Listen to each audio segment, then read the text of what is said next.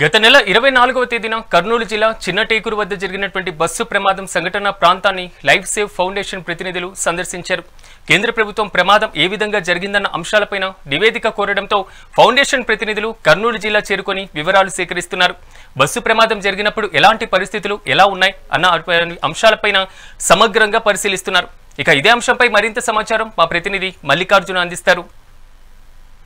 కర్నూలు జిల్లా చిన్నటేకూరు సమీపంలో గత నెల 24వ తారీఖున జరిగింది. ప్రమాదంలో పూర్తి స్థాయిలో మనం చూసుకుంటే బస్సుకు ఫైర్ అయిన నేపథ్యంలో కూడా 19 మంది ఇక్కడ సజీవ దారమైనటువంటి పరిస్థితులు మనం చూస్తాం. ఈ నేపథ్యంలో కూడా అక్కడ వచ్చినటువంటి అధికారులు కూడా ఈ పరిస్థితుల్లో ఇక్కడ సంఘటన ఏ విధంగా జరిగిందన్న దానిపైన కూడా ఇక్కడ విచారిస్తారని చెప్పవచ్చు. స్థానిక పోలీసులతో పాటుగా కూడా ఆ టీం ఏదైతే ఉందో లైఫ్ సేవ్ ఫౌండేషన్ అనే టీం ప్రత్యేకమైన ఏజెన్సీ ఇది. ఏజెన్సీని కూడా ఈ ప్రాంతానికి పంపడం జరిగింది. ఇది కేవలం రోడ్డు సేఫ్టీ ఏ విధంగా ఉంది, ఇక్కడ ఎలాంటి మెజర్మెంట్స్ తీసుకున్నారు, ప్రమాదానికి గల కారణాలు ఏంటి అనే కోణంలో కూడా పూర్తి స్థాయిలో అధికారులు ప్రాంతానికి వచ్చి ఇప్పుడు బస్సు ఏదైతే ప్రమాదం గురైందో ఆ బస్సు దగ్గర కూడా పూర్తి స్థాయిలో టేప్ తో కూడా ఒక మార్కింగ్ చేసుకోవడం జరిగింది. తద్వారా కూడా 7వ తారీఖున ఒక కేంద్ర ప్రభుత్వానికి సంబంధించిన ఒక సీనియర్ ఆఫీసర్ కూడా ఈ ప్రమాదానికి వచ్చిన తర్వాత కూడా ఇక్కడ మరొకసారి ఈ బస్సు సంఘటన ప్రాంతాన్ని పరిశీలించిన తర్వాత కూడా ఆయన మీడియాతో మాట్లాడే అవకాశం ఉంది. ఏదేమైనప్పటికీ పూర్తి స్థాయిలో 24వ తారీఖున జరిగినటువంటి బస్సు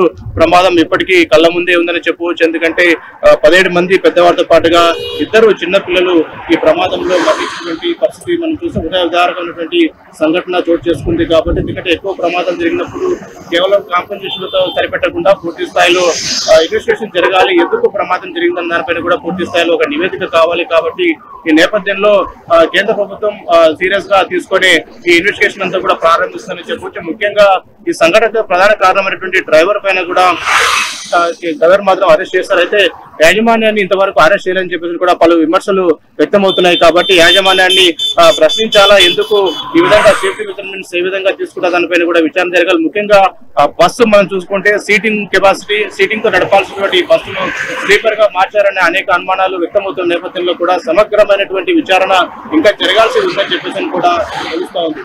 కెమెరామెన్ సెక్షన్తో మల్లికార్జున, మెగానైట్ టీవీ.